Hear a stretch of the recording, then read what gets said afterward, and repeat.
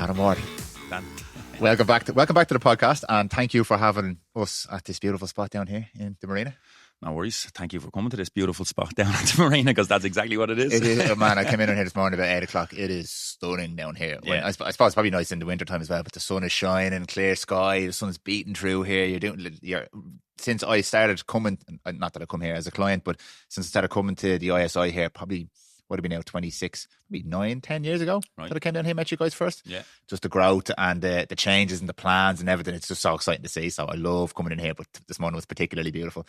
What we're going to do, Adam, I don't usually do this with people, but when we did our original podcast together, which was actually just across the way there in the float tank, I didn't create a lot of space to talk about you. We were talking more about the float tank. And some people like that. They don't like it to be about them. So we had a great conversation and people really enjoyed that, by the way. That's good. But what I'd love to do to kick this one off is, would you give me a little bit of an understanding of the last maybe decade of your life and how you've grown into the position you're in now, working with people and helping people? And if people have seen, well, they've obviously clicked in this episode, they'll see we're going to talk a lot about motivation and things like that today, but you're not a motivator. You're much deeper than that. You're a coach. When I hear anyone in your position say, I'm a PT or a trainer, I'm like, this is tip of the iceberg with these people, because your skill set is so deep. I know you a while now. And what, for me, I imagine makes you successful is the type of person you are. The qualifications speak for themselves, but who you are and how you approach things is why I really resonate with you. So would you mind just sharing a little bit about your journey, what you do now, and the type of people you work with? I'll go back further than 10 years for a split second, because I don't even know if you know this. So I actually wanted to be a guard. And so you mentioned this once, did I? Yeah. And so then I went down the road, because after I left school in 2008, they weren't recruiting because of the recession and so on.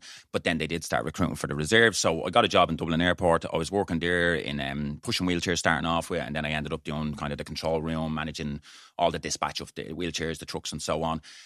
But I also just knew that was just a place to make money, really, and try and have fun in my early 20s or whatever. And then I went into the guards from there. But it was the Garda Reserves. So it's not half as much training. It's not half the qualification or anything like that. But I did all the training. It was 2 days before my 21st. I remember that particularly. And weirdly enough, a few of the guys, the first day I started was 2 days before my 21st.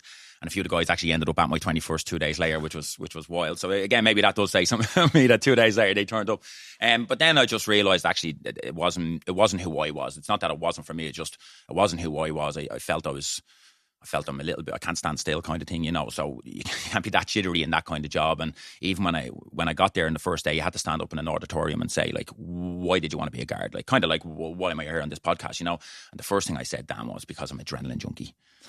And I just looked at the room and gone, oh my God, I'm in the wrong place. This is just it. Like, they think I'm dying to get a car now and go out and cause chaos. And actually, I had a different view on the guards, actually. I'm from Coolock, so I actually had a lot of respect for them. They were really, throughout the years of me growing up, they were a big asset in my mind in trying to keep our place safe and trying to get our neighbourhood better. So I had huge respect. And my sister's a guard, my brother-in-law's a guard, and, you know, gone down all them avenues and still are guards kind of thing. So had a lot of respect for them, but at the same time, I knew it wasn't me. I just knew it wasn't me. I was also 55 kilos, and I used to have a 17.5-inch neck. And I think I got that because I did jiu-jitsu from a very young age, and fat neck. So I used to wear this big, huge shirt that was sticking out here, but I was a pencil. And I used to honestly... I don't know if people who aren't in the health space, that's not a normal ratio. You don't usually see someone 55 kilos with a 17.5. 17.5-inch neck. It's a big neck on a small body. Yeah. So like, and then again, you're not getting shorts fitted. So shorts are out here. I don't know what they say. Something like every inch on the neck is 2.5 inches on the body. 3 of me could have got into this shirt, except the neck part kind of thing, you know. But it was part of the funny factor of I was assessing myself through this going, I'm so fucking skinny, I'm sorry for the language. I'm so thin, I'm this and that. Who am I going to take down? I'm not taking down a known Lacey in a bad form. I ain't taking him down, you know. And then also being in the martial arts world, you realise that they also don't need to be bigger than you to take you down. Smaller guys can put you down as well, you know. So I just kind of realised like that I don't actually like who I am either, like, you know. So didn't really work for me. Walked out of there, but actually started training with my brother Stephen and Owen at the time. So Stephen was involved with Owen and John in the fitness dock. They all worked together at one point, which is on Camden Street, and then they went out and they ventured into their ISIs. So started training with them in their very first ISI on Richmond Road. Got sick every single session, and that's not an exaggeration. Every single session I got sick. But regardless, I just kept going back because I just wanted to be them. I just wanted to be as big as Owen. I wanted to be as fast as Stephen or as lean as Stephen, you know. I couldn't tell you who else was in the sessions, Mick Finglas and all, but no matter what, I just seen how hard they were working, and I just knew that was who I was as well. I just needed to get that person out, kind of thing. So I started doing a lot more of the training, and then I was asking Stephen, like I was back still working in the airport, because when you're in the reserves, you're not getting a salary. So I was still in the airport, and then one of my managers in the airport, who again I think might be a part of this conversation today, is just because he was such a big example for me. He was probably one of the busiest persons in our company, but always gave me his time, whether that was because I was a good guy or a bad guy, I don't know, But one thing I started seeing was, like, with this guy as well, was every single person that had an issue with him wasn't a hard worker. And I never had an issue with him. And so that was telling a story to me on my own. Like, Okay. you get disliked when you don't work hard. And so I just think I've always had a get it done attitude. So if you ask me to clean this table, I'm going to want to do the best job on it possible. I just want to please you. Do you know what I mean? You've asked me to do a job. I've agreed to doing it. So now I'm not going to half-arse doing it. There's no 98% finish here. It's 100% finish, and that's it. And so I feel I just tried to carry that into my own training. I tried to carry that into my own education to some degree. I'll keep going a little bit further. I'm going to say I think I went too far into chasing the functional medicine education, because I wanted to fit in. I wanted to fit in with Robbie, because we all know the chap is a fucking Wikipedia. Owen is another Wikipedia. And I'm going to be honest, I'm a Wikipedia, but just not in the same avenues. And so, but I was trying to be, because I didn't want to not be able to hold a conversation.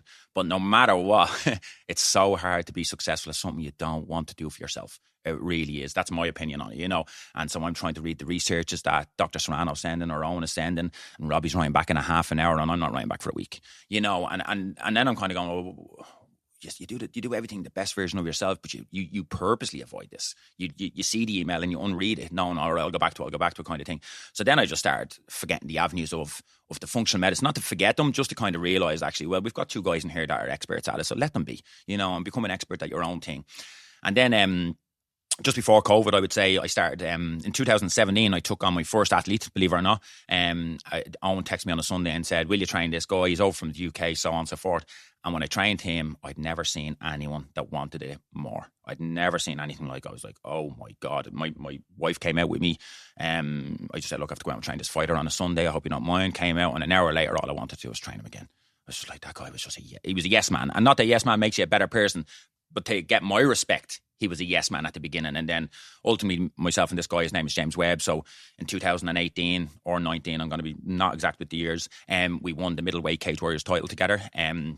He was living in my mum's house basically with me. My mum and dad were looking after us. So yeah, we were going back to my mum's house and fucking sharing beds, puking on the bed, still drinking heavily at the time, doing silly things, making still a lot of mistakes, kind of thing.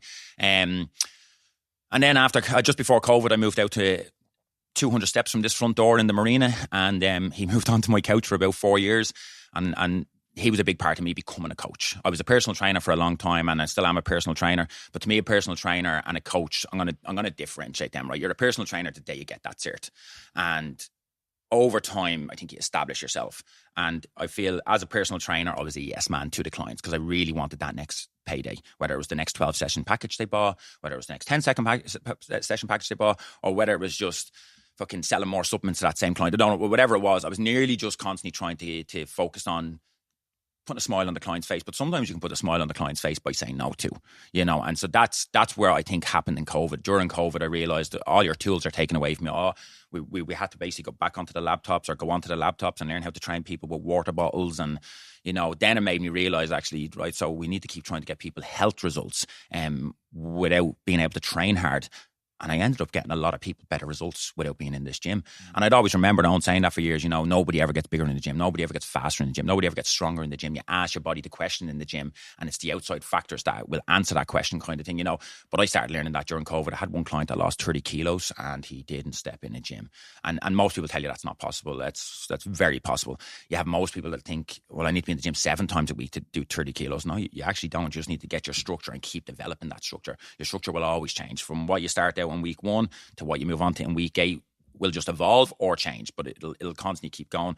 And so then after COVID, I feel like I might have got a little bit sharper with my clients, and I think some of them will tell you that. I train a group class, and they've been with me for years. There's 8 of them in it. I don't let anyone else join in. They've been training. Owen's been training them while I was away. Even love training them because they are like corporate athletes. I think that's a word Owen uses, but like I've got a 60-something-year-old lady in it, and then I've got down as far as my brother-in-law who's 35 in it, and they all work hard together, train hard together, that lady would abuse my brother-in-law, saying just more weight, able to go on that, Liam, you know, and the camaraderie with it. But what I see is that just how they're all working hard together to kind of get to that goal. But just through repetition with these guys, repetition with other clients, learning my skill a little bit more and saying no. And sometimes they even come in and say, I'm afraid of you today, Adam. And, you know, and sometimes they need that, you know, but ultimately they know that my goal is their best interest, and that's it. And so I think that's what's helped stand me out as a coach here in this gym, and in many gyms, I would say. Yeah, that helps. Do you know what's really refreshing, right? Because I didn't think we were gonna cover too much of that in this conversation. It's so refreshing to hear you talk about your previous experiences and be really, really honest with it, right? Because when I speak to people who, and I would regard you as a very successful coach, you're very well respected. If I mention your name in any circle, people who know this kind of setup, it's always positive. It's always positive.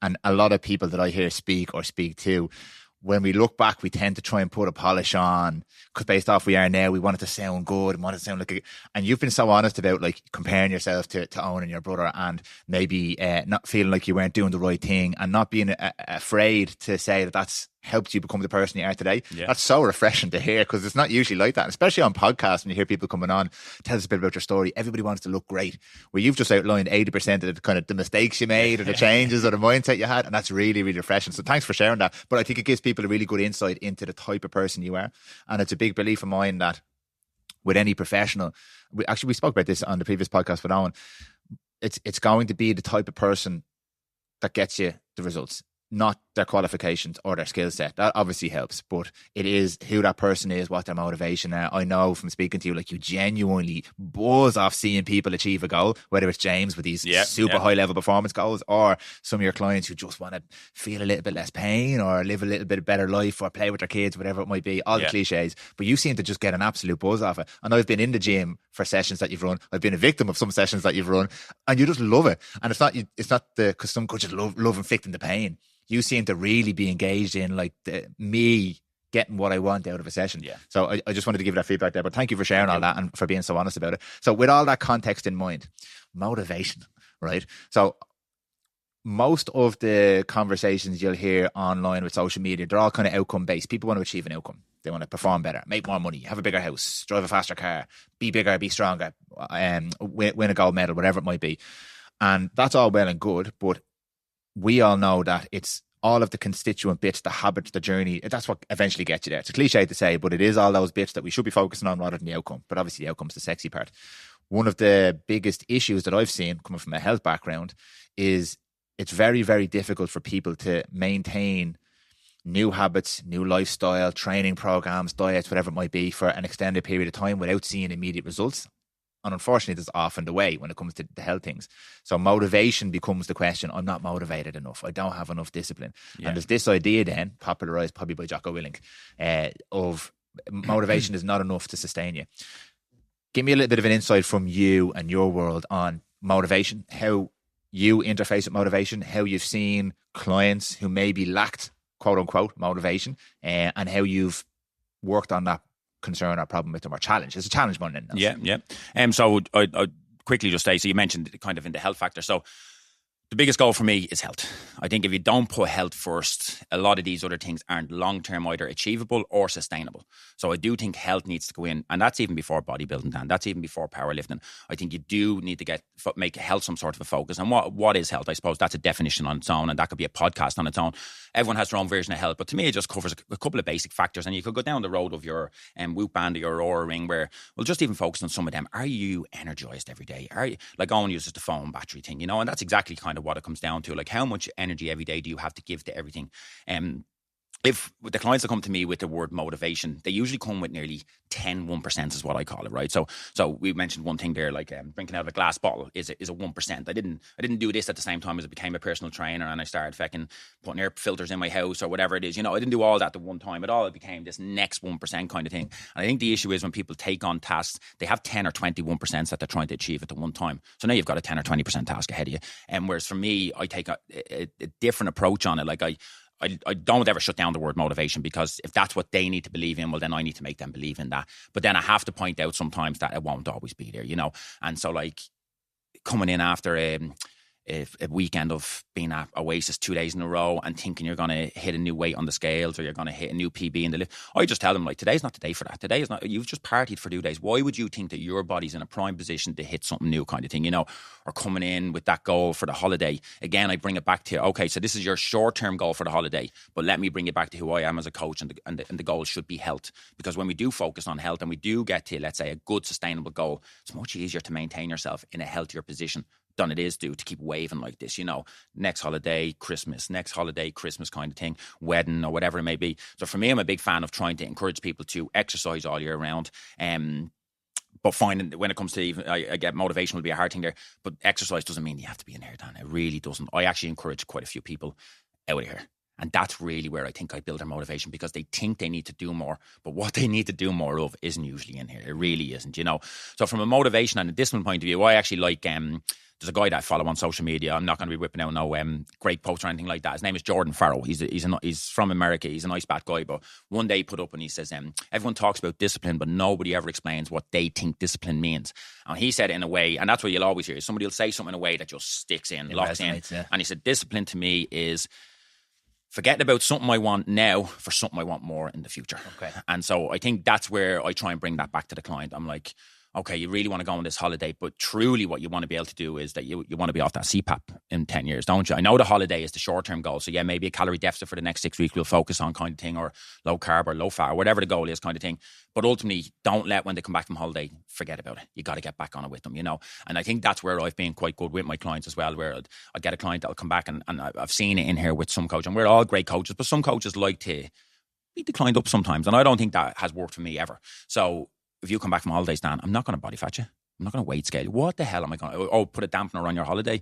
I'm going to train you for a week, get the rust off, and then say, right, I'm going to give you a notice. On Saturday, you're going on that scales again. Or on Saturday, we're doing that calipers again, So I give them a little bit of time so that they're like, right, okay, he's being fair with me. He's not getting me back from my holiday and putting me on... Because it's not about me, Dan. It's about them. So if I'm putting them on the body fat the day to get home, that's for me. That's only for me to say, you need to work hard now and blah, blah, blah. So again, you have to take yourself out of the picture as a coach and make sure that the goal you're giving them is for them. The goal you're giving them, they can work with, And the average person I'm building up with is walking, Dan. I have to spend half of my time trying to get my clients to walk. So if I'm struggling so hard to get most people to walk, I have to forget about some of the deeper challenges like no carb weeks and fucking all these elimination diets kind of thing, that they will be great for results, but the client's not strong enough or has the willpower to even go near that yet, They're still eating fucking junk food after every meal or something like that, and you're trying to get them to go low carb. They're so far away from going near low carb. It's not the right thing for them. You might think it's the fast track road, but ultimately the fast track road is the one that they can stay on, and get there eventually kind of thing. So for me, I think motivation, it gets them here kind of thing, and it gets them up sometimes in the day, but nobody's motivated to go to work. You have to go to work. Some people are. I think when you do the job you love the most, your work doesn't feel like work kind of thing. And I think maybe you don't depend on motivation, but there's a lot of people here that push through that motivation to discipline to get to work on a Monday, to get to work on a Tuesday. So they just need to try and find, well, what gets them to do that? And then let's do it with the drinking water. Let's do it with the walking the steps. Let's do it with going to do that sauna once a week kind of thing, Yeah. So I like how you frame that. So for me, if I think about this, right, and I listen to you and I kind of step back and observe the conversation that goes on around motivation, and you mentioned willpower, you mentioned discipline, it feels to me like people view motivation as this tangible skill that they either have or don't have, and they feel shame if they don't have it. Whereas I view motivation as an emotional state. And if it's an emotional state, it's not reliable, because my emotions fluctuate wildly. I never, ever want to go to the gym unless my mates are going to be there, or I know it's a session I really like, or other than that, there's never a day I want to go to the gym. So I know if I rely on wanting to go to the gym, I'm never going to go. So that's an emotional state that I can't rely on. And I think, first of all, for people, separating the shame from that. Yeah. It's not this thing that Adam has and you don't have. He's just been able to identify that's emotions, and I can't build something on emotions. So that just needs to get parked. But what you've also said is that human emotions are important. So understanding that people are never, ever, not that they're never, sorry, they are not always going to be in an optimal state to do an optimal session, such as after two days at Oasis or whatever. Having that understanding is another part of it. And that's also compassion that I can have for myself. I can understand that too. But there's a fine line between that and I give myself too hard of a time. That's actually too easy of a time. That's a question I wanted to ask you. Do you ever come across some people who do respond well to that firm approach, that like, I need you to flog me? Or it's so nuanced everywhere you go. Or are there some people who think they want that, but that's just kind of an excuse for them to, you have to flog me or else I won't do anything? Well, actually, you could do a bit more. So, like, I would say with your high level athletes, they need to be nearly told. Like, they are very disciplined. And they're open to that. I would say they're open to that. Yeah, like as I said, I had this guy. Truly, with how I became a coach was, so one of the sayings that I really, really lived off, and there was a part of me that never wanted to say it out loud because I also thought it made me a bad coach. But then when I realised what it did to one of my athletes, I was like, Jesus Christ, I'm doing all the right things. I can't believe it. And it was a good coach focuses on the weak links. And so let's say you come into me, Dan, and I'm like, right, Dan, show us your steps, and you're doing 25,000 steps a day, and I'm like, great, has to be 30 because just more is better, And I was like, okay, 30,000 steps, right? When in fact, if Dan's barely sleeping 6 hours a night or 4 hours a night, Dan doesn't drink water and barely sweats, goes to the toilet twice a day kind of thing, So is getting you from 25,000 steps to 30,000 better? Not necessarily, but with some of these guys that you just tell them to do it. Like, so again, I'm going to keep reference James because he's going to be the one name that crops up. I worked with quite a few fighters, but probably never worked with anyone to what I would see. And I hate to say this because I train quite a lot of really, really skillful athletes still to this day. But I'd never seen a yes man like it. If I said it, it was like a Bible verse to this guy. He was like, yes, sir. How many times? 7 times this week? No problem. With people like him, then they're the extreme. Then they go too far. And then you have to even then have that conversation with them like, you're going to fucking ruin your career here. You're going to get injured kind of thing, So I think when it comes to, you're going to get some people that when them big goals are in, whether it's a high rocks, they're nearly almost over-disciplined. But that usually has a bit of an aftermath after the show, whether it's a fight, whether it's a bodybuilding show, whether it's a high rock show. They feel that they've been so disciplined for these 6 weeks or 8 weeks that they get so undisciplined after that. And then that's where you're really seeing these chasing a weight loss, chasing a weight gain, whatever it may be. But people end up having much worse feelings after something like that. So for me, it's about straight after James's fight, I leave him for about a week or two. Win or loss, it doesn't matter. You just have to let him do him. And then he gets that text, right? You're getting things back in order kind of thing, So bring me back. I'm going to ask you, because you've answered the question really nicely there, but I'm going to ask you a follow-up question on that. Just put that mic a little bit closer to you there as well. I want to hear your beautiful voice.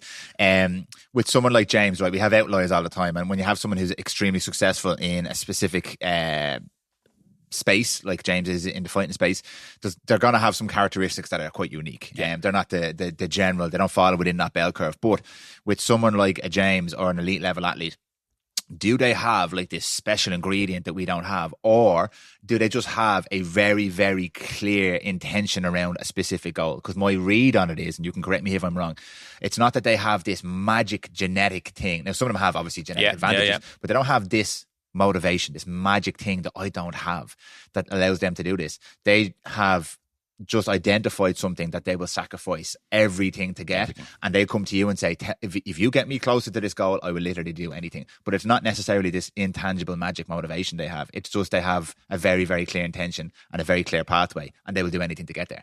So what I would say again, so let me just emphasize, so with James, so then we went on, so James Webb, former cage warrior middleweight champion, we defended that belt and then we lost it. Then we actually did a 50-pound weight cut. So this is part of it. So we done a 50-pound weight cut once in 10 days. Outrageous. Ridiculous, What's right? That kilos for the uninitiated? It must be about 22 kilos. Yeah. We've done it in about, I said 10 days, probably about 15 to 18 days. For most people, that's like chopping off your leg. Predominantly fluid though, right? Yeah. Predominantly fluid. I have a funny picture of me. Does not look good. And then he went into that fight huge. So we made it at 84 kilos. We went in at 100 kilos within 30 hours. And he was beating the shit out of this guy. And sorry, Webby, but he's beating the shit out of this guy, and then he gets clipped with one shot, and the lights got put out. And we had to assess, like, holy God, what that wouldn't have happened if he was probably not doing such extreme cuts, So dehydration has a significant effect on the brain and how you can take punches, in everything, like, it became too much of the focus. Dan, the focus was the weight loss, not the fight. And so with somebody like James, they just want it so much that they don't want to live normal life, Dan, with some of these athletes. So James's fear and James's get up and do is to not go to a 9 to 5. And that's what I think you're going to find with a lot of these high level athletes. They really fear conventional living. They usually go down the avenue of mixed martial arts, for instance. Only maniacs go down that road.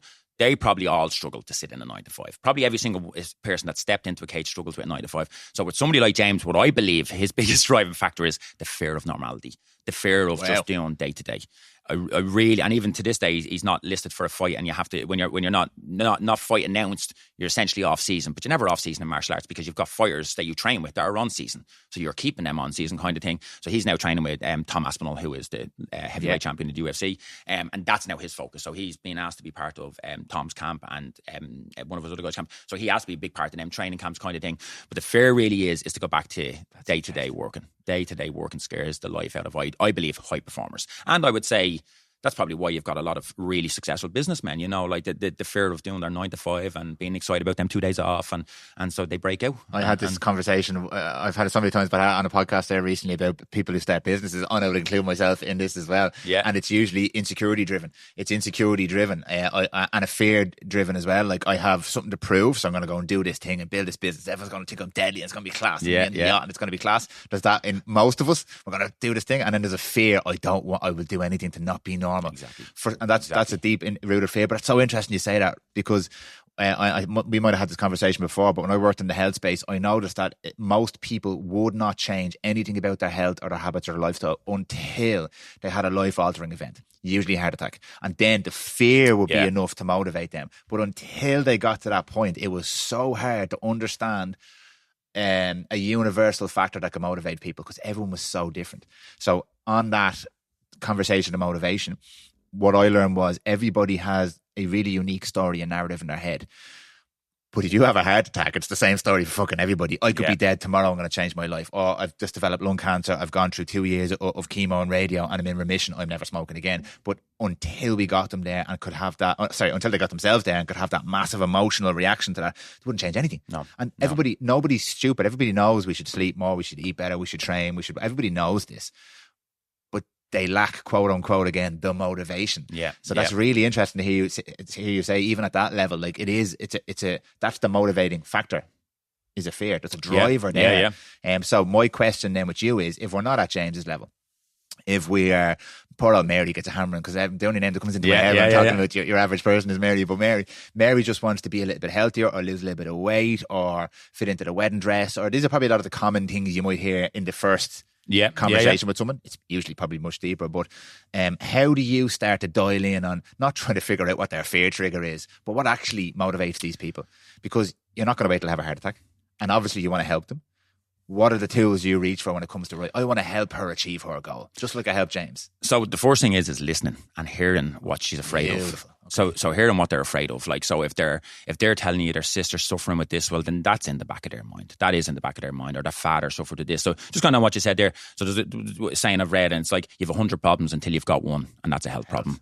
And when there's a health problem, all them other problems get parked for a short while. And I don't really want to bring this up, but I witnessed that 2 years ago with my father-in-law, and it's something that just keeps coming back into my mind, and it's actually helped me find myself a little bit more as well, So I think that's one thing that I'm not afraid to have with people, is actually a deep health talk. I'm not afraid to look somebody in the eye and ask them what are they afraid of. And I think because they know I'm sincere, they answer. A lot of people will brush that off. A lot of people won't have them honest conversations with you, but I won't cry with a client, but I will open up the space that they feel they can, and they can tell me what they really, really are afraid of.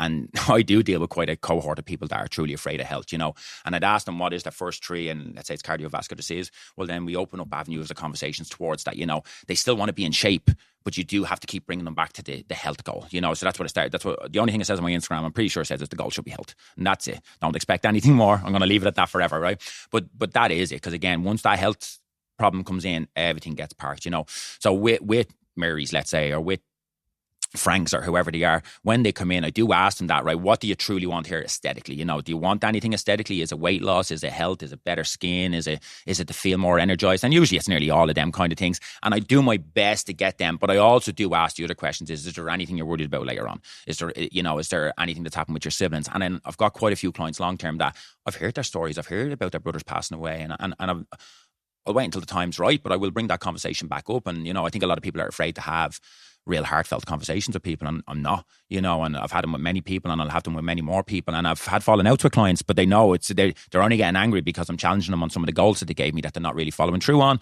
And they and I'll tell you, and Robbie, you can ask Robbie when he's on the podcast, I've had 2 clients walk out of the room shouting at me, and then they come back in, they're like, I'm so sorry, I know you care about me. And I'm like, that's all it is. You know, I'm not here to fight with you. I'm not here to make myself sound right. I'm here to remind you why you're here sometimes, you know. And I think that's what you have to keep bringing it back to. But I used to get this, there's one girl I used to train, and she'd come in and she'd say, I don't want to talk, just kill me. They were the days I always spoke to her. Because in her head, she had to punish herself for something she didn't do right. When in fact, actually, that would have just led us down a chain of being more burnt out and then probably doing something not right again. So then I started learning, like, there are the days I need to bring her into the office. And I'd start bringing her into the office. And then again, you get some emotions or whatever. And then she'd walk out going, oh my God, Adam, I'm so glad you didn't train me. The last thing I needed to do today was train. I was a tear away from training, you know, like, or I was training away from tears or whatever, you know. So I think the biggest thing is when you do have a real health goal, if it's a true health goal, people will be vulnerable back with you, but don't be afraid to be vulnerable with them. Don't be afraid to share case stories. I even share stories about my dad. Like, my dad's had several episodes of kidney stones, and I've had some funny stories about that, you know. And I wouldn't say he finds them funny, but, you know, I'm not afraid to share them, because if it can help one person, well, then that's all it's about. It's not about me sharing a story about my dad. It's not me sharing a story about you. It's me sharing a story that might make them realise they're not alone. That might make them realise that actually, you know, he's had some experience with it, so let's hear what he has to say, kind of thing, you know. And then they might take it or they might not take it. But I think a lot of the time it's bringing it back to what means something rather than vanity. I fucking hate vanity. I hate virtual signaling. I hate vanity. I like being in shape all year round, but that's not what it's about. You know, that deep down, when you get to a meaning with somebody, they love you. Yeah, they love you. Yeah, I'm starting to get a real sense of why this is your superpower. Like, it is unique to hear this stuff discussed. Was it in Atomic Habits? They talked about, obviously, like, most of the information you get is very practical, right? It's very structure based, and it kind of has to be that way for people to sell you their latest program, whatever it might be, or sell you their book. And it's all about do these behaviors. But like you've just explained there, unless there's some sort of emotional attachment to those behaviors, the day I don't feel like doing it, I'm not going to do it, because I've no real why. It's that whole cliche of you have to have the why. Yeah. And for you to be able to understand that why as well. And not only that, because this is the really interesting part about what I think you do, is it's not just that you understand it, you help them understand it. Because a lot of the time I think if I get a six-pack I'm going to be happy, but I don't realise the reason I'm not happy is not because of the six-pack. But he's telling me he's happy, he's got a six-pack and he's on holidays and he's in a Ferrari, whatever it might be, so it must be that. But you understand that, yes, there's no problem with a six-pack necessarily, but it's probably not the reason you want to train. No. And most of us don't even know what it is. Like, we're just drawn through insecurity or fear, whatever, to, I need to train, or I'm afraid of having a heart attack, whatever it might be. But if you know that that's a layer deeper and you can understand that, but they can understand that, it comes back to, would you agree with the idea then that it's not just about having all the habits in place? It's about a bit of an identity shift towards somebody who has a reason to do those habits in the first place. I think there always has to be, they start to get, like, why do you want the goal? And I think when you really know why you want it, the habits will fall into place, like, you know. So again, whether that's a goal of, I need to be, so I had a client that came in and you know, she was going to be 70 in a certain period of time, and she wanted to be 70 kilos. And I loved the little link there. And every time we kept calling it 70 for 70, you know, and it was like 9 months before our 70th, you know, a great time frame kind of thing. So even just using little things like that and bringing them in for clients, that again, it's just making it about them. I'm not 70. I don't want to be 70 kilos, you know. I highlighted them that there's plenty of people out there with washboard abs that truly aren't happy. There's plenty out there, Dan. And usually the people that are posting it all online probably are the ones that are chasing that satisfaction. It's insecurity. I don't want to post anything about my training online. I don't want to post anything about me online, because it's about me. It's about me. I'm selfish. And that's even something that I think sometimes that I wanted to go down the avenue with. What I've seen with these athletes and what I've seen with successful clients is, you got to get selfish, Dan. You got to get selfish, because it's your goal. So then it has to be about you, and trying to chase your goal while trying to please. Tom Aspinall, I heard a podcast with him on it once, and he said basically his mates text him once and was like, we're going out tonight, you coming out? And he goes, no. And they said, why not? And he says, because in order to be a world champion, I can't be drinking every Friday night. Be grand this night kind of thing. And that was his final deciding point on, that isn't bringing me closer to my goals. And I think it's just sometimes when you ask yourself, your behaviours, are they taking you close to your goal? And they're not. And I think I was a big part of that, Dan. Like, you know, as I said, prior to COVID, just kind of going through the groove, chasing probably Robbie's dream, chasing probably what I wanted, what I thought Dr. Serrano or Owen wanted me to be, kind of thing, you know. But I wasn't getting any happier, Dan. I wasn't getting any smarter. I wasn't feeling better about my position. I wasn't feeling more confident about my position. And then I started focusing on actually what does Adam love doing? And Adam loves training athletes, and Adam loves training day-to-day people. I was training a client. You asked there even just a couple of things that I might even use. So I had a client in there recently, and she's leg curling, and she's doing 27 kilos, right? She gets off and she says, Adam, I'm with you 10 years and I've only gotten about 5 kilos stronger than that. And so I just reworded it. I says, so what I see is that you're here 10 years later, you're 10 years older, and you're stronger than you were 10 years ago. And the minute I said that, she's like, it's such a different way of looking at things. And that's all I try and do is sometimes word it in a way that they see it differently, you know. Like her thinking that she hasn't gotten stronger in 10 years. You've maintained your strength and got a little bit stronger, actually, which means huge things to be in your 60s and to be stronger than you were when you were in your early 50s. That speaks for itself, you know. And I think that's what I've even learned with a lot of my long-term clients as well, is I've started realising they don't care about the 30s or the 27s. They actually care about moving themselves sometimes, you know. So I've learned even with my older generation of clients, 60 plus, that they want to feel they can move them, because when they fall on the ground, Dan, you got to move yourself to get up, you know. So I can press 25 kilo dumbbells, but I can't press my chest off the ground to get up from falling on my face. You know, I can't get up from sitting on my bum, kind of thing, you know. So a lot of the training I've even learned with these guys, because if I keep chasing, I'll get you onto the 12 and a half thing, they don't want that. They don't want that. They want to know is that if they were to kneel down and get back up there, they can do it, you know. Yeah. And so I just think, again, go back to the client, focus on what it is that they need and what they want. And then maybe you can give a little bit of what you want, which is sometimes the prowler, sometimes a little bit of fun in the session, you know. But ultimately, again, you just have to keep bringing it back to the client. And then I think touch in and make sure it means something, the goal. And I would have always heard that, even in my first year. I remember always saying, dig in on the goal. And I didn't do that for years. I didn't do that for a long time. And I wouldn't even say I still dig in on that. I just keep trying to bring the goal back around in the conversation, you know. Don't forget why we're doing this. We're not doing it for that reason. We're doing it for this reason, kind of thing, you know. So. Yeah. What I'm hearing from you there is perspective. I love shifting perspectives. I think it's such a powerful tool to have in any element in life, but being able to take a specific analog situation, 12 and a half kilo dumbbell, and then completely reframe what that means. Like if I guess how most people frame that, 12 and a half kilograms is good or bad in comparison to what everybody else is doing. So it's bad because it's not that much weight. Yeah.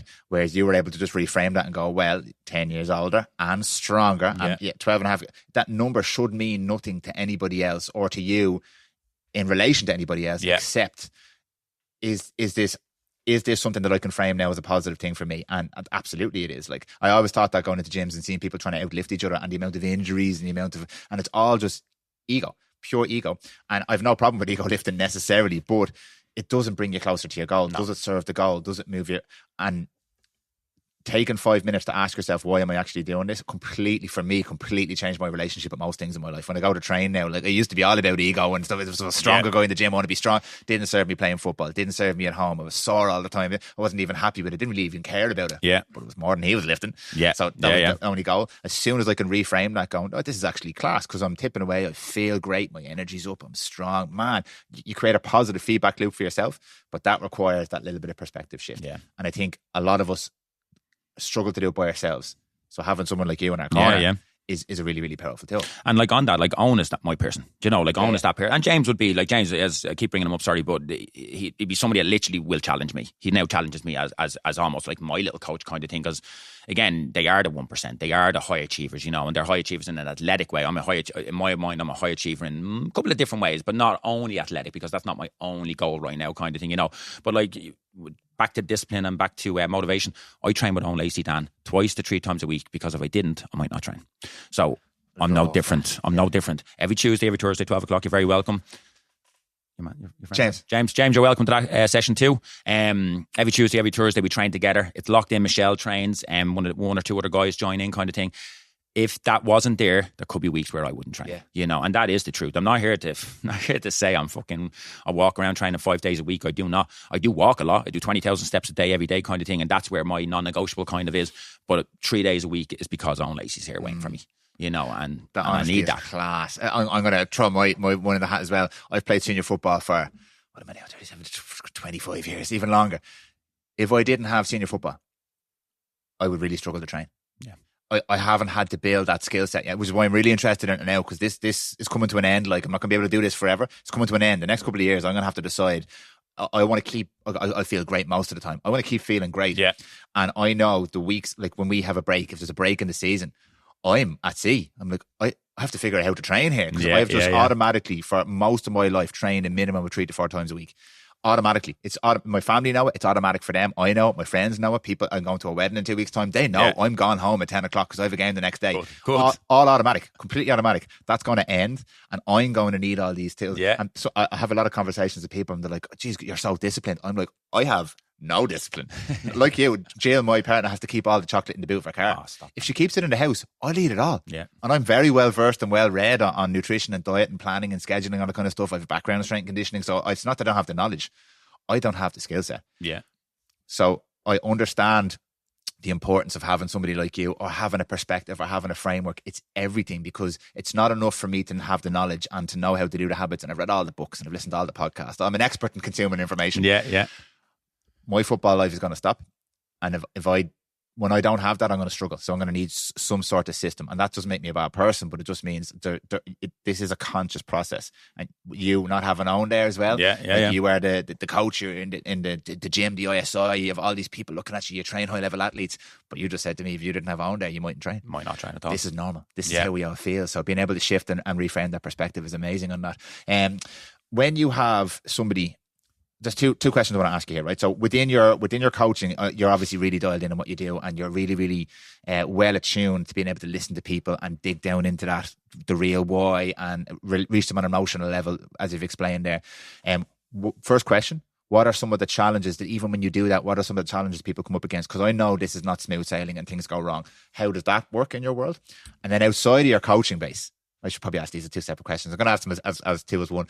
Outside of your coaching clients, you obviously interface with a lot of other people, friends, family, your wife, other people in your life. How do you interface with people who are not your coaches? Because I know that can sometimes be a frustrating thing as well, when you have the ability to help somebody, but that's not the relationship you have with them. You're not their coach. You're their partner or their brother or whatever. So let's go. I'll re-ask you that question after. So ask me the first one. Let's go with question number one. Even when you have that good emotional connection with people, they're on a good path, good trajectory, what are some of the common challenges people come up against? And the reason I asked the question, just to give some context, is again to try and remove some of this guilt and shame. What we see online is not real and it's not sustainable. People do not do everything right all the time and achieve their goal. It is, we've all seen it, it's zigzag, it's up and down, it's good weeks, bad weeks, it's off, it's on, it's...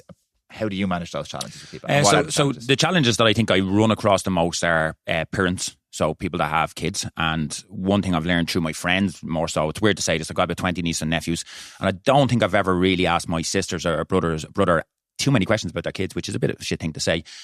But then now I've grown up with two or three of my friends, Owen and then James and then Brian and all these guys who have all now had 2 to 3 kids in the last 4 to 5 years. I don't see these guys anymore. And that's how it should be done. They have a priority now. And that's what I've learned even from them with my clients, that when I'm asking them to eat that feckin' breakfast at 7 a.m. and they're going, Adam, there's 3 kids asking me chores and you don't understand. And that's what you have to let them know is, no, you're right, I actually don't understand.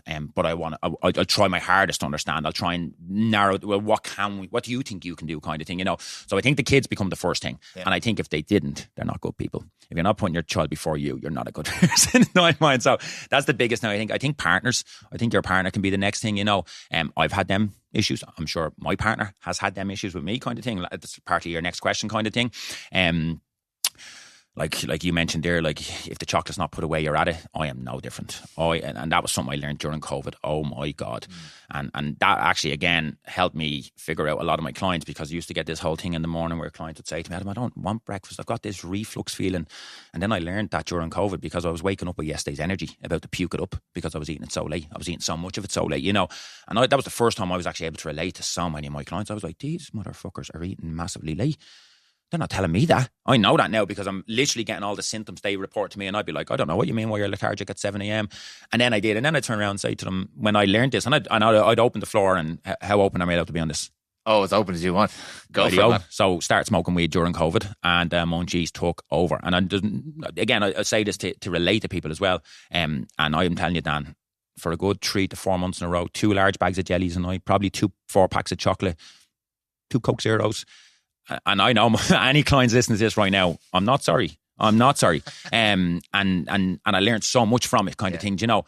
And it also helped me kind of relate. But again, I've all of the same characteristics in me as all of my clients, I think, you know. It's just whether I can park them. Do you know what I mean? And I can park them at times, and I can park them at other times, kind of thing. But that was a big lesson for me during COVID, was actually I am as weak-minded as everybody else. Like Tesco's, I wish it closed at 7 p.m. because I wouldn't have been at it then, you know. Yeah. But I would have been at it at 10 to 7. I would have known, you know. So, back to the family.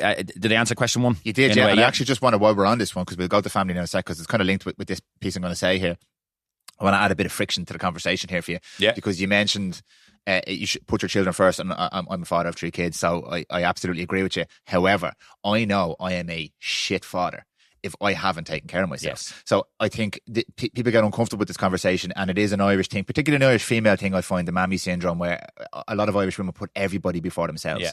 But that means that they're not filling the cup up, to use some cliches here. So they don't have the energy that they can give to other people and then keep themselves going. Yeah. Because they're just pouring it all at other people, which is absolutely admirable, but not optimal. So I think let's try and separate emotions from this here. What I'm saying is, it's amazing that you're doing that. There should be no shame around this whatsoever, but it's not optimal, because you could feel better and probably give more. Without a doubt. If you've taken care of yourself. So I absolutely agree. And I think how I frame it, this is a personal thing, is and Jill really supports me with this as well. Like, that's how I'm here with you on a Sunday. I have 3 kids at home. I left her at home with 3 kids.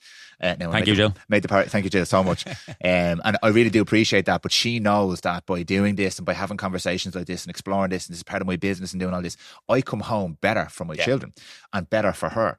So there is a frame for me. Yes, I am going to train. I play senior football. I'm training 3 or 4 times a week, and she's at home with the kids. Yeah. But she knows that I'm a better person. Now, there's people who will argue against that and say, well, you could just not train and be a better person. Yeah.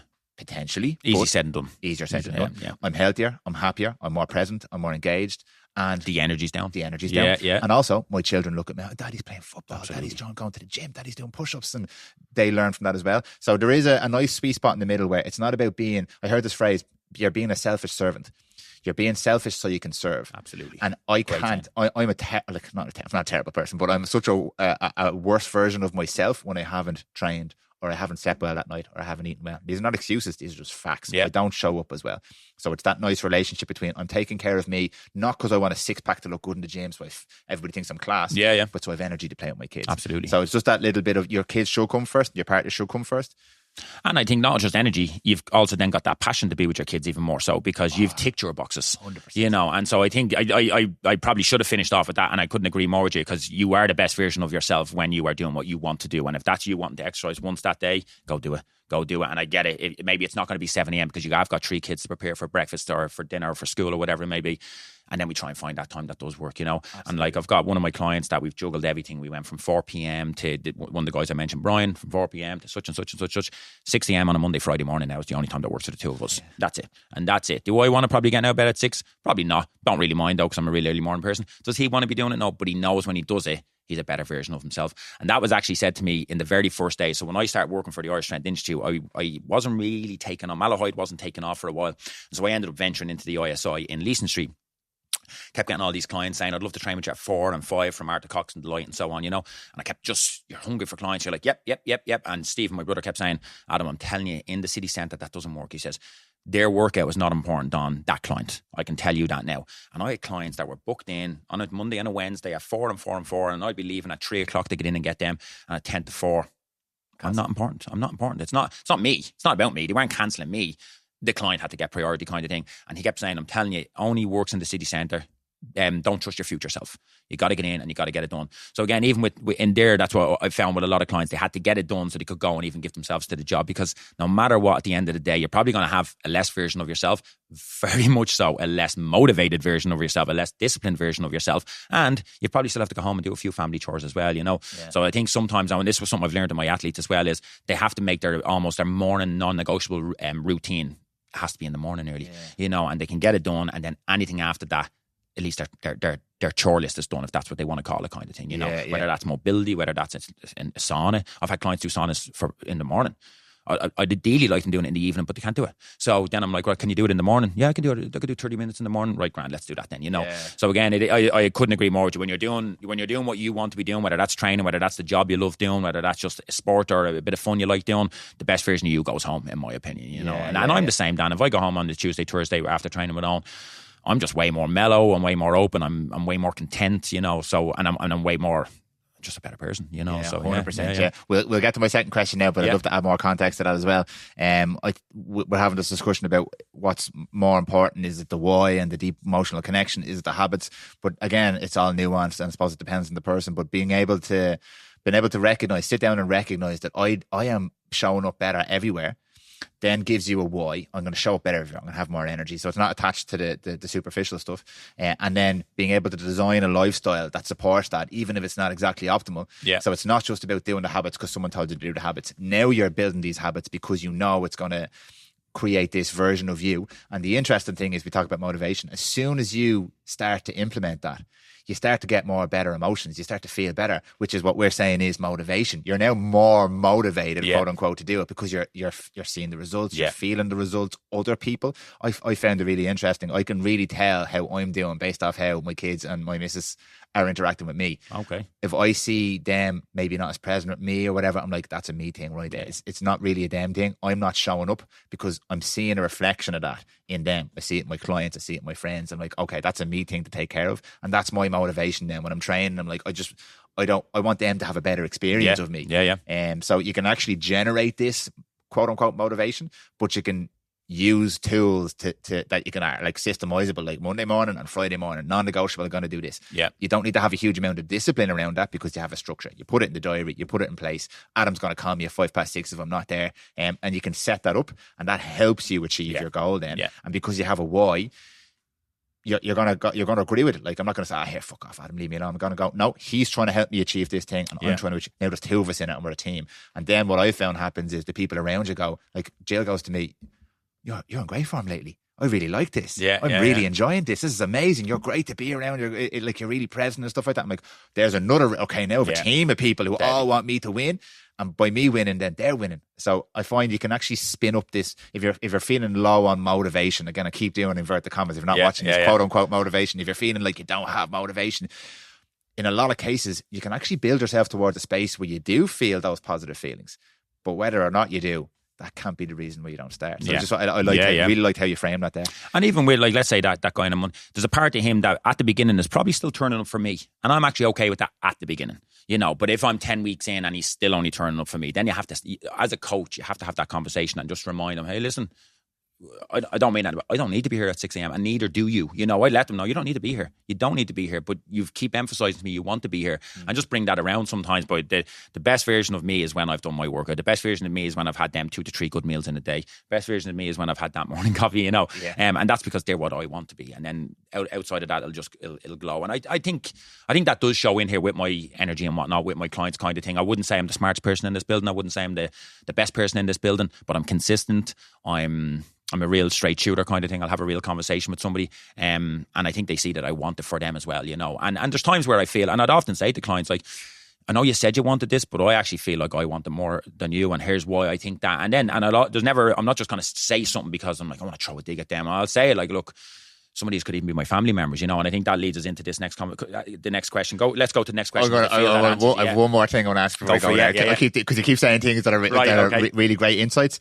You said there about like that 10-week period, you're going to sit down and have a conversation. So I think another important point to acknowledge, because I often think, well, I said this with Owen as well, I said this in most podcasts now, it's great to listen to the podcast and we listen to you and you're so passionate and energized. And I usually listen to podcasts, I'm like, yeah, when I'm driving in the car, by the time I get home, I've lost the motivation or the energy from that. But having some insights around what it really feels like to potentially start a new journey like this or work towards a goal, is there might be a period of time like that first 10 weeks where I am just showing up for you. And that's okay. Your really nice insight there was, if we're still doing that after 2 or 3 months, we'll need to reconfigure slightly. But if that's what it takes to get us, just to break that inertia, to get us off that first step, having a bit of accountability, having you maybe lean on me a bit and call me at 6 o'clock and get me in, if that's what it takes to get there, that's okay too. And in most cases, in my experience, when you start something new or you work towards a goal, that first period is not going to feel good. So if your requirement for success is that it feels good, we need to reframe that. We need to change perspective. But if you don't get to a point where you start to actually feel that momentum inside yourself and connect with the goal and start to go, oh, and I see why I'm doing this, and become the type of person who does it, then having an intervention is probably right. Because I think in a lot of cases, the mistake we can make is, I see this thing online, right? I'm going to do this program. In 4 or 5 weeks, I'm fucking hating this, but he said I have to do it, so I'm going to keep doing it. And that just never ends. And eventually we fall off. We hate ourselves, we shame ourselves, we eat ourselves into oblivion, and then January comes around and we try and do it all over again. So I like that mix there. It doesn't have to feel good, and it probably won't feel good, but at some point there needs to be a point where you're content and happy with the process of it, even if it's not the most amazing thing. If you don't love pushing sleds, but you can connect with why you're doing it, that's important. Yeah. If you don't love pushing sleds and you just keep pushing sleds, you're probably not going to get to where you're trying to go. No. And you're going to really dread these hours. You'll start turning up late. Then it'll be very easy to cancel these sessions, you know. So like everything, like for me, is if I get them in for 10 weeks, the hope would be by the end of that 10 weeks is that it becomes subconscious thing. You know, so at the start it's a conscious thing. They're having to get up at 6 a.m. on a Friday and a Monday and a Friday and a Monday and a Friday and a Monday, and then it becomes slightly subconscious. Like Friday, Mondays I get up, and then I go, well, what's the next 1% that I'll make conscious again? We're going to start drinking water.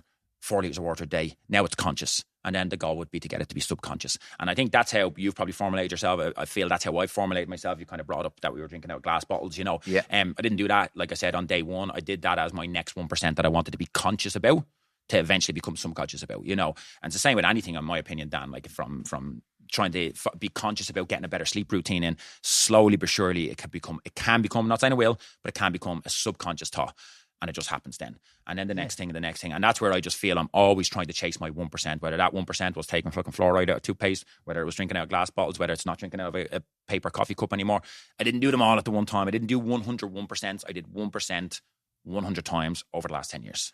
And that's where you've actually added to a really interesting loop for me. There's a phrase I love. I don't know if you know much about Carl Jung, but there's a phrase from Carl Jung: until you make the unconscious conscious, it will control your life and you will call it fate. So that's basically suggesting that most of us are living our lives unconsciously and we're just doing things through habit or through. But you've actually added a really nice layer to that, because you have now made the unconscious conscious. So, for example, I'm going to now drink from glass bottles. Before I just drank from anything because I wasn't really conscious of it. Now I'm going to make that conscious. But eventually, you want that to become unconscious again. Yeah. But now you've designed that level of unconsciousness. So now you're doing something unconsciously. You're just doing it through habit and through practice and repetition. But you've put that in place. Yeah. It's not an unconscious thing that the world has imposed on you. No, it's an unconscious. These are my decisions. Yeah, it's my decision. But now it's just a subconscious. I wouldn't even call it unconscious anymore. Now it's a subconscious decision. Yeah. So now it's habit. I really like that. I never thought there's another layer to that, because I'm all about like make the unconscious conscious, do the shadow work, figure out what are the things that are driving you, and understand that most of those you didn't put them in place. So you're just being driven unconsciously to do things that, and you may be the person you don't want to be. But when you do that, you can then make it subconscious or unconscious again. But now you've designed it. You've designed the lifestyle. That's brilliant. I'm taking that now. Thank you very much, Adam. Okay, let's get to the question that I asked about 20 minutes ago. So in the coaching arena, you're obviously very comfortable with this. You've got a really, really nice framework for helping people and generate perspective and attach them to their mission and their goal. Outside of that, personal life, family, friends, loved ones, how did that conversation go for you? So this is actually one I'm glad you've asked as well, because I feel I've got a lot of different probably case studies, if you'd want to call it, in this. So one of them is I always remember when I've gone off to Alana's family's house for dinners or whatever, I'd always get told, Alana's my wife, and I'd get told, like, Adam, you need to have the cholesterol conversation. I'm like, no, I don't. Here we go. No, I don't. And she's like, no, you do. And I'm like, no, I don't. And she's like, why not? And I was like, because they don't want to hear it. They don't want to hear it, Lana. I said, I'm not here to impose my views on anybody. I'm here to share my views if anybody asks, but I'm not here to impose them. Then I'd get told, oh, can you come over and have the water conversation, or can you have this? And I just said no to all of them. And I think I learned that because as a personal trainer, I think any personal trainer out there will understand or will relate to me on this. You start off training family. You start off training family, whereas I'm the unfortunate motherfucker who still has family training with me. And the barriers are like you have a sister or a brother that's coming to you and saying he wants to lose 10 kilos, 1 kilo, 20 kilos. It's irrelevant. And then you're at that niece's communion and she's slamming 7 sandwiches and you're kind of like, oh, don't remember having that part of the conversation, and having to really learn to still love her, still love him, still love them, and realise that we're at a family event here now. But I was the motherfucker that would bring that up in the meeting the next day. You know, and not all the time, like, because I don't want to be that person that I want my family to be paranoid around me either. You know, I hate that whole, oh, here's the health guru. That's my job. That's not me today. That is not me today. You will get me. I can turn off, Dan. I can turn off.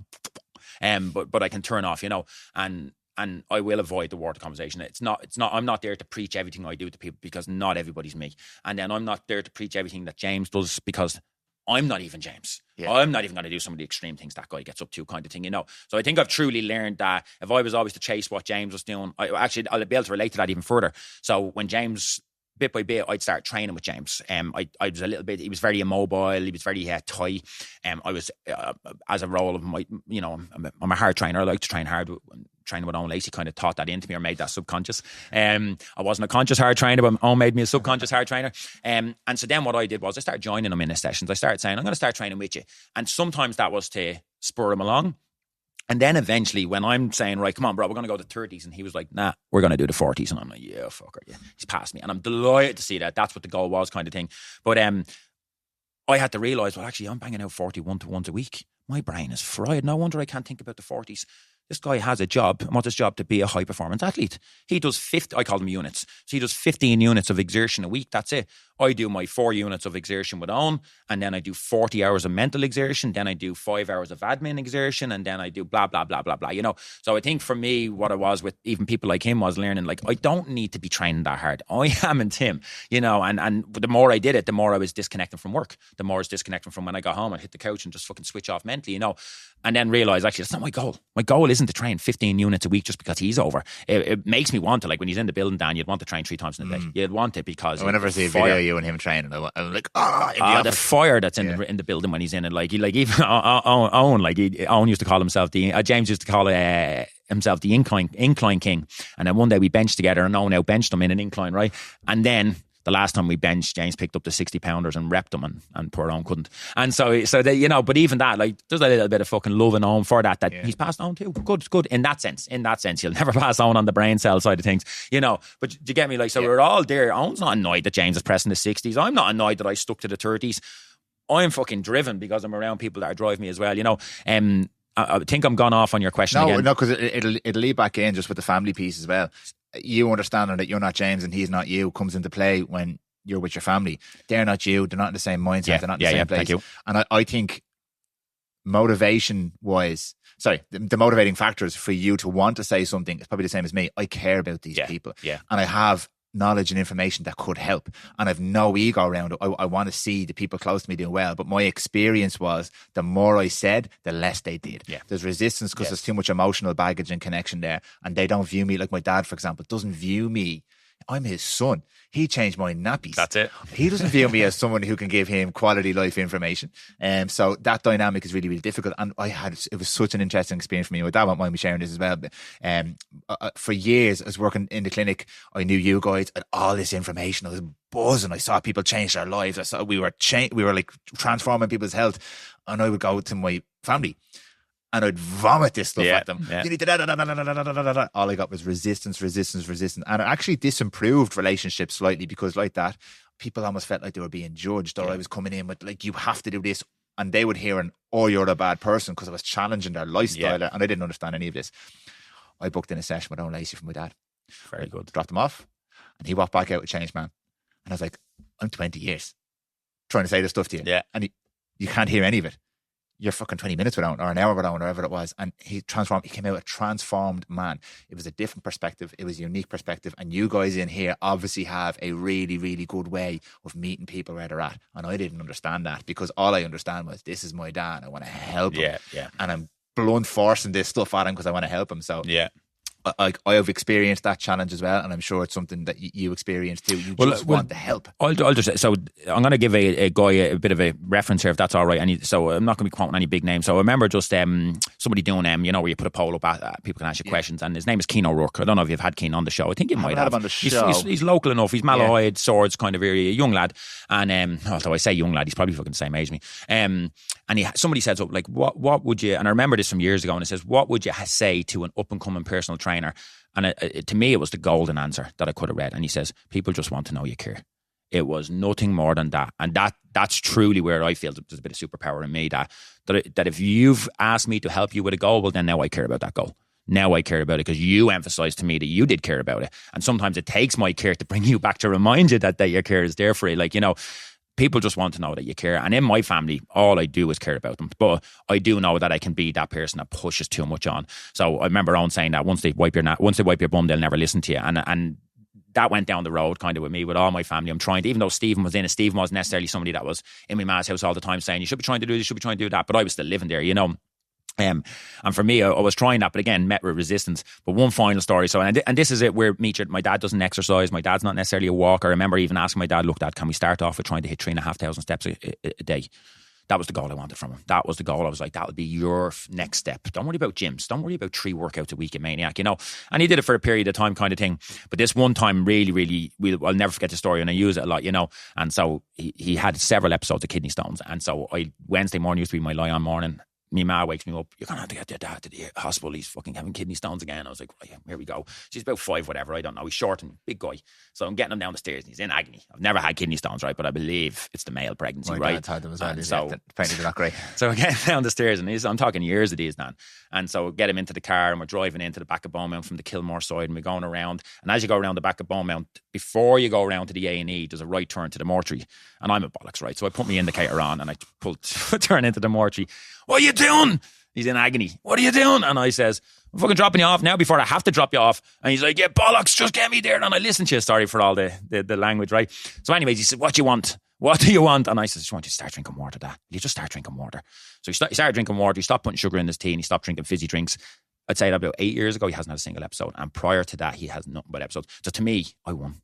I fucking won there. He heard one thing I wanted him to do and it was so basic, he did it. And now it's a subconscious thing, you know. And I've tried my hardest. The next thing is steps, the next thing is that. But again, they're nearly goals that I want. They're not goals he wants. And, you know, I'll try and bring them around. Every time the niece and nephews are around, I see them struggling up and down off the floor and we're like, this is why I want to walking again, you know. Small little things like that. But again, I do believe that the person has to want it almost as much as you. But then as a coach, my goal, and as a family member, I think my goal sometimes is to bring it back to why. Back to why. Like what you want to play with your grandkids. That's why. You know, it's not about, I don't care if you're out in the gym. I don't care if he's ever out in the gym, you know. But I do want him walking. I do want him doing 1 or 2 things for himself, you know. But again, he does need to want to do that as well. Like, you know, but the kidney stones are obviously so painful. He fucking started drinking water. yeah, that's true. Yeah. I think that's a great point. I think maybe why these dynamics don't work with people that are close to us just because we want this person in our life. We want them healthy. So it's our goal. And we're that influences how we speak to them about what they should be doing. You should do this. You need to do this. But all we're doing is expressing, I want you to be around. I love you. I don't want anything to happen to you. And that's not the right way to deliver a message because it's all about what I want. I want you to do this and I want you to do this. Sometimes those goals can meet. Sometimes you need to drive your dad to the mortuary.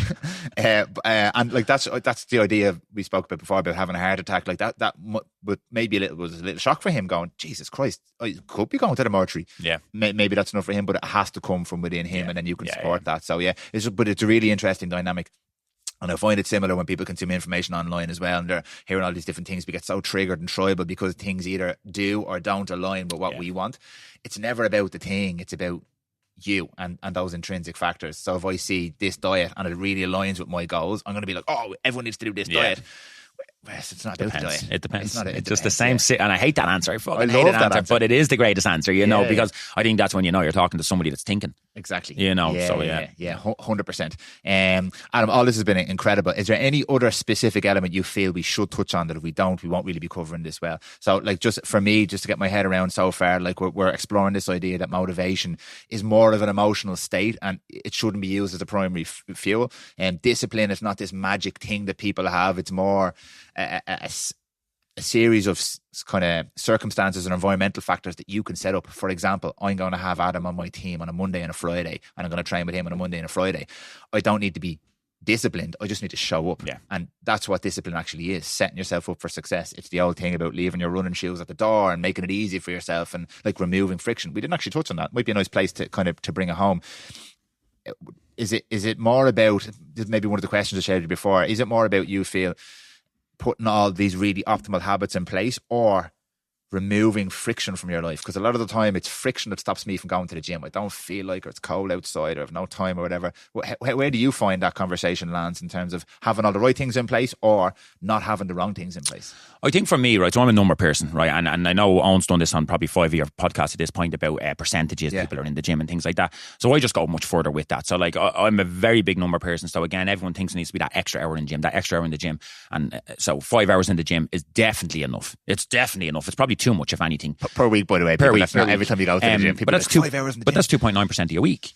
And so when you flip that over and I say, Dan, you put 2.9% into Prymal Productions, how does it go? Is it Prymal Productions, by the way? Prymal Productions is. Yeah. Is it, how does it go? Probably not as good not as great. it could go. Yeah. Not great, you know. So then, right, okay, you need to get in for a 6th hour. Oh, you're up to 3.5%. You need to get in for a 7th hour. You're up to 4.1%. It doesn't really add value there. So then again, I'd have clients that say, Adam, I can't do them steps. And then I'm like, right, okay, if you don't mind me asking, do you watch TV in the evening? Yeah. How many hours? 2 hours. Why is that? I need to switch off. Perfect. Don't mind. 14 hours a week is this percentage of your week. And then they just look at me. And I'm like, okay. So then I'm like, right. And then we're meant to sleep around 30% of our week if we're getting 7 to 7.5 hours kind of. And when I start talking about the larger percentages thing, I think people really like numbers. A lot of the people I'm working with are probably business people. If I put a euro after, most people care. So if I just flip it around and put a euro after and be like, this is what we're doing now with your 100 euros. So you have 100 euros to spend every day, 100% to give to yourself, and this or per week, and this is where it's being divvied out kind of thing, you know. So for me, I just think it's about kind of letting people see where they are spending their time. And I bring meals into that again, a half an hour a meal, 3 times a day, over a 7-day period is this percentage per week kind of thing. And we draft it all on the board. I put in their work. I'm like, you do 40 hours a week. And of that 40 hours, 20 hours, 15, an extra 15 hours are to get to work. So you have no access to that 40% of that week. So you got to park that for now, you know. And I kind of bring all it, in my opinion, I bring all of that in to let them know, like, this is where our time is being spent. And again, if all you were doing was working and 1% of your time was gone to your wife and your kids, they don't know who you are, Dan. They don't know who you are, and you don't know who they are, kind of thing, you know. So I just think, for me, I'm a big number person, and I use that numbers a lot with a lot of clients, you know.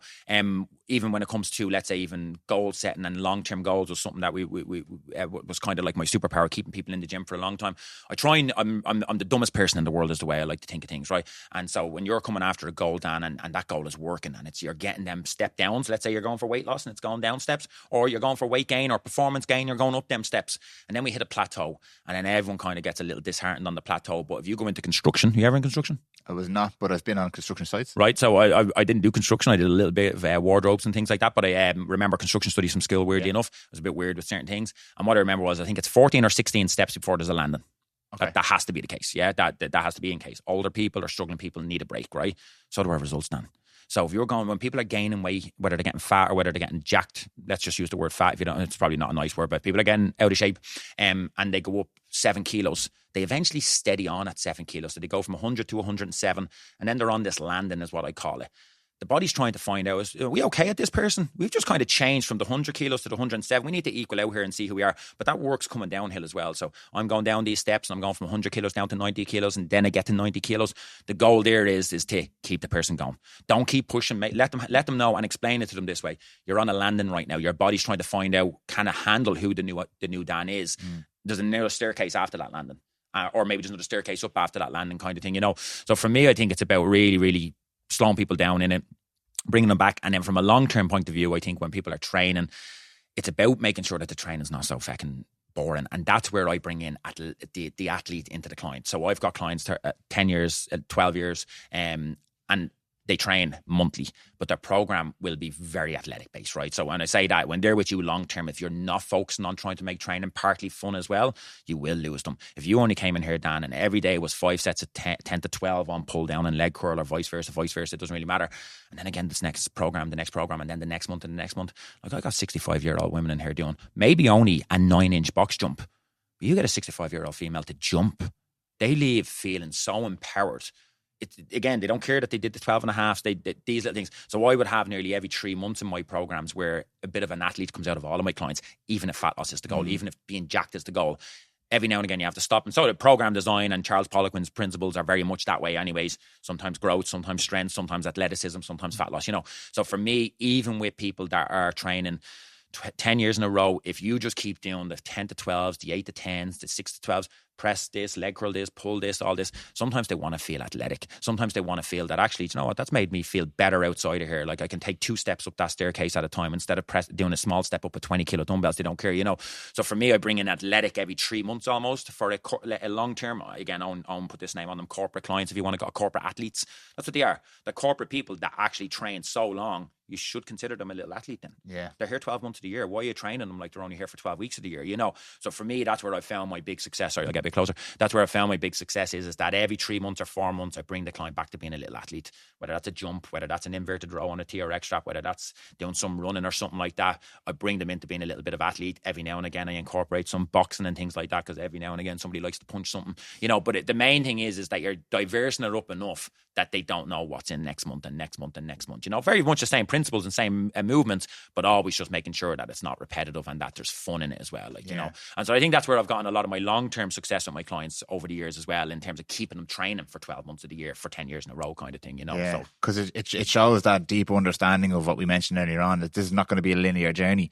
So it's that cliched phrase. I've said it in every podcast the last fucking 3 or 4 months, but the man who loves walking is always going to walk further than the person who loves the destination. Like, so it's once you get over that initial period, that sticky friction period of just trying to get into something, it's then really enjoying the process. As cliched as that sound, these things are cliched for a reason, and you obviously have a great understanding of that from a training perspective. Whereas if it's constantly fresh and you're adding new skills, like, we love that. The brain loves that, and then we forget that we're in here to get healthy or whatever. We just becoming healthier or fitter or stronger as a byproduct of coming in and enjoying. Well, I actually want to jump on there. Yeah, sorry, go. So even one thing I've done in the past is I've had clients that I'm like, if we keep focusing on weight loss here, these people are going to leave. And it's not that I don't want them to leave. I want to get the fucking person the results, you know. It's you know. And so I've even done things in the past where I've hosted in January a powerlifting competition. And so I'm like, right, guys, we're going to do 12 weeks of in-house powerlifting. Every Saturday you come in, we work on the squat, the bench, the deadlift. And then all of a sudden we're 6 weeks in, and I learned this through doing the powerlifting, just so you know. This isn't something that necessarily I went in with this goal. And again, it was just like myself and Robbie going like, right, what can we make this place a little bit more interesting? We're so into coaching. We don't always want to just coach the 10 to 12s either, you know. So we put on this powerlifting face. But what I actually learned from that was everyone was chasing to lift as heavy as they could, right? And if you're familiar with powerlifting, there's a score called the Wilks score. Yeah. So basically your body weight versus how much overall poundage you lift. And what the client started asking us was, Jesus, I'm really struggling to put extra weight on the bar, blah, blah, blah, blah. And I'm talking, some clients are out of shape here, right? It'd be fucking easier to get a better Wilks score if I lost weight, wouldn't it be? Yep. And then all of a sudden you've got the clients doing that. And I'm not talking about nutrition. We're here to powerlift. So nutrition's actually not the conversation for the next 12 weeks. Now all of a sudden I have the clients following all the nutrition advice I give them in the previous 12 weeks that they didn't do.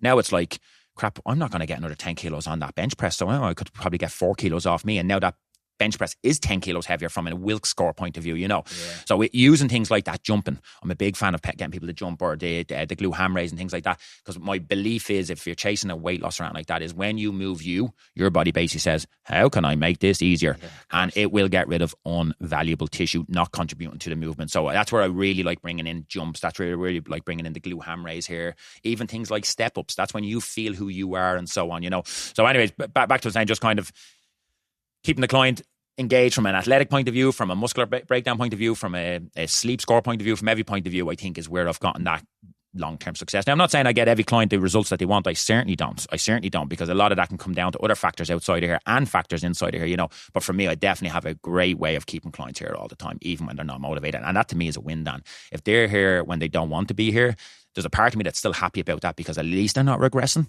And when they're ready to go again, we will get progress then. Whereas a lot of clients, when they lose that interest, they just stop. Yeah. And then they come back to you 6 weeks later. And in that 6 weeks, they've done some damage. And then the first 6 weeks is about that damage. And then week 7 to 10, it's back to feeling good again. And then maybe week 10, they drop off again and you don't reach out to them for 4 weeks. For me, the goal is if I don't hear from you within 10 to 14 days, you are getting a text going, right, come on down. And I've even had to do there, even with a client last week, I actually got a text off his father saying, he really didn't like that session. Now I fucking hated that. That killed me.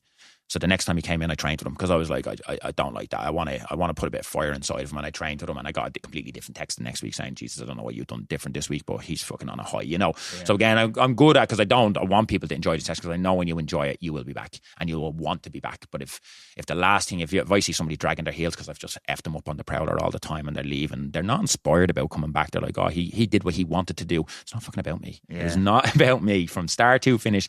It's not about me. Yeah.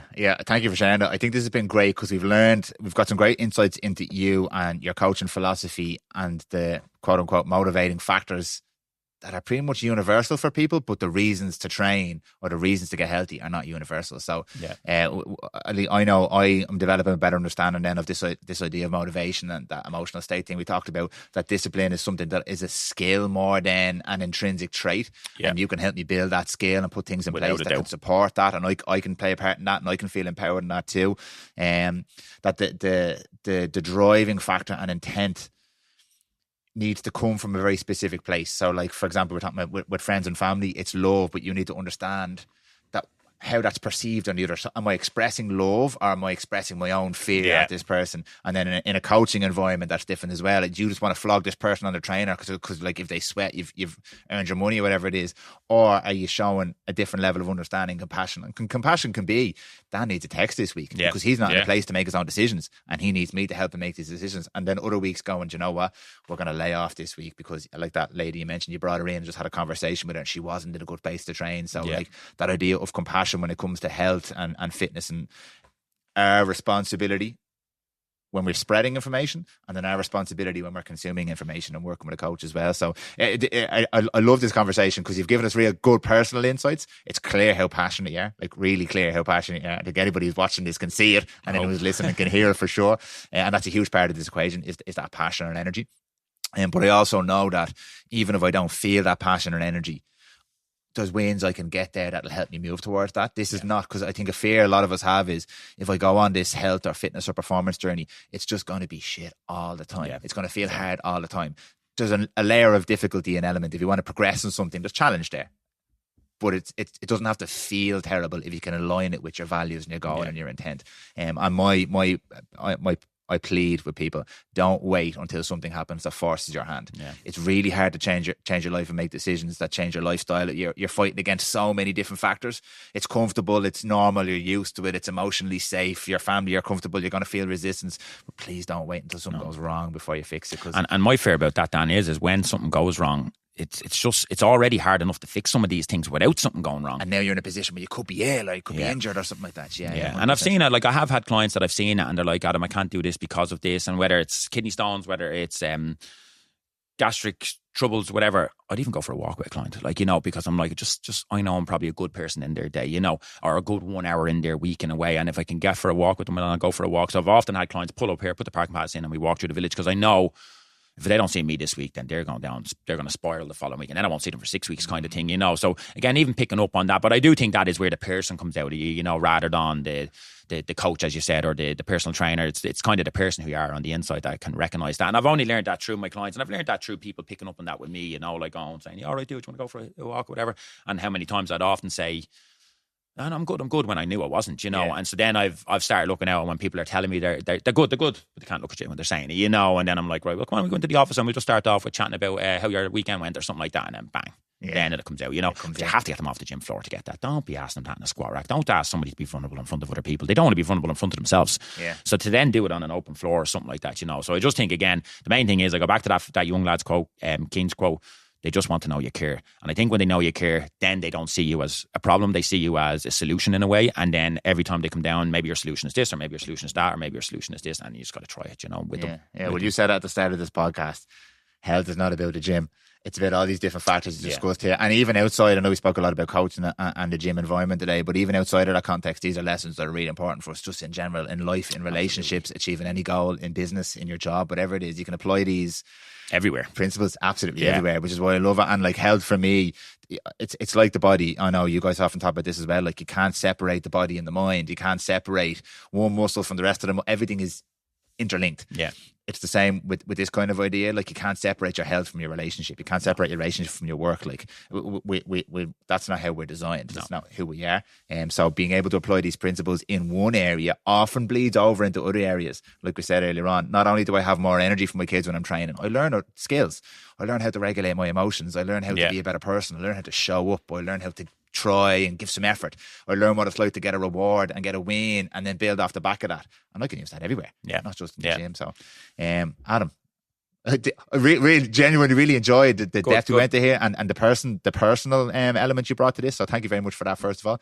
I can almost guarantee you now people are going to be like, I want that guy to coach me. Can people reach out and have a conversation with you if they like they can, yeah. Like I you're very welcome to come, first of all, to our gym. So where we're sitting right now, if you don't mind me spreading a little bit. Please, so this facility has been a gym called the Irish Strength Institute, which we've mentioned multiple times, and we've just the Mecca, and it still is. I always worked with the guys in the ISI and never partnered with them, so now I'm partnered with them. So myself, John, Stephen and Owen are four of the directors here now, and we've renamed this building. Thank you very much. We've renamed the gym now to Marina One Gym, and it's just a little bit about our evolution as well, So like throughout the years of trying to take on coach coaches, and again, we want a coach probably to be a certain way that we believe in, but also we don't ever want to drive anybody that, because that was what I just said there in the talk was happening to me. I felt I was being driven to be something that I knew I wasn't, So again, you're always trying to find that, and it's just very hard to find coaches in such a scenario with such amount out there kind of thing. So what we've done is we're going towards small, very exclusive private membership, everything in the gym, yourself, Dan. It's all the top standard stuff, the top standard coaching, the top standard functional medicine with all the other guys kind of thing, I said that one of the lads when we came in here this morning, it's like, look around this gym, what do you see? And it's like, oh, it's a cool gym. It's like, nothing in this gym is like what you see in every other gym. There's some weird way to make you move in some strange way or target some strange. Nothing in here is normal. Everything is normal, really bespoke. And none of us are normal. That's kind of what I meant, yeah. But yeah, so just Marina 1, if anyone is interested, you can just walk into the building and see if I'm here, because chances are I am. Otherwise, I am called the Irish Health Coach on Instagram only. Drop me a message, give me a follow. That's the logo. And I'd be very happy to write back to anybody. I'd get on a phone call with anybody. I'm open to any conversation whatsoever. You can email me, but I wouldn't go that far. I know, Adam, if you text Adam and he doesn't write back for 3 weeks, it doesn't mean he doesn't like you. I will. Adam is present and in the moment, and he'll get back to you when he gets back to you. But genuinely, I do encourage people sometimes to reach out and have conversations, because this is how you're so open when people ask questions and have conversations. So I think having that person in your corner, like yourself or like any of the guys here with the team here, it's such a super weapon. Even just for a little bit of, am I doing the right thing? Am I going the right direction? Can you help me a little bit? Can you? And I spoke to Owen on our podcast about being able to verify information. And a lot of us don't have someone in our corner that we can really lean on. So something like that I think is really important. So I would encourage people not to. I don't want your inbox blowing up. No. But I agree. Because I'm no different, Dan. So you'd ask me maybe 4 or 5 questions in a session, and I will write them on the board and go, I'll be back to you with them. And then it's Robbie, it's Owen, it's Dr. Serrano, it's whoever, I don't know. But somebody's getting that phone call. And if I even feel after they give me the answer that I couldn't articulate that to the client, well, then I'm asking the client to go to them. And that's just it. Because again, as I said, it's not about me, it's about the client. So it's not about me. I won't say a name, but I always remember this coach coming over to Owen. And I remember when this would have gone back to when I interned with Owen, and she come over and trained with Owen. And in the whole hour, she obviously wanted to capitalise, because, Owen likes to charge a pretty penny. And so she wanted to train within the hour, but she also had multiple of her own gyms, and she'd ask all these questions. I remember this is when I was shadowing. I remember saying, dude, you're charging her this amount per hour, and she's going back with all that information. And he just kept saying, it doesn't matter, dude. She won't articulate the way I would. And he didn't mean that in a smart way. You just know how one can articulate something. It's just so different, But for a long time, I remember thinking, it still wouldn't be the coach I'd like to be selling you somebody else's words. So if I can't understand it in my terminology, I ain't trying to sell it to you. And that is just it. If I can't sell it to you properly, like a proper salesman, I won't be. And that's where I'll refer you to whoever it needs to be. If it's an osteopath, if it's Owen, if it's Robbie, if it's Dr. Serrano, or even with James, I've been on phone calls with Phil Richard. I've been on phone calls with loads of other S&C coaches over in the States, and I get on them with the athlete. I get on them with the customer. I'll always ask the customer if they're going to Dr. Sam, actually, believe it or not. Would you be okay if I asked would you ask Dr. Sam, can I be there if you want me to be there? Oh, I'd love you to be there, Adam, because I actually don't know what way to challenge them on some of the questions. And it's not about going and challenging them. It's just about going and asking maybe the questions that they're just being blinded by. 100%. Just deeper questions. That's all. It's not there. Very impressed when I went to Dr. Sam once with one of my clients. Very, very impressed. I just seen a different version of him than I think he has 2 different versions of himself, but this version I seen, I was so impressed. And I just felt like I was back around Dr. Serrano again, and that's what I think doctors love to see, enthusiasm as well. So I haven't when you're in Dr. Serrano's office, I remember when I first landed, getting off the plane, I was like, I need to get back on this plane. I'm in the wrong place. And he met me where I was at. And that to me was just so nice, because I honestly thought I had to get off this plane and get back on it. Now, what the fuck am I going to a doctor's office for to learn about? I'm a personal trainer kind of thing.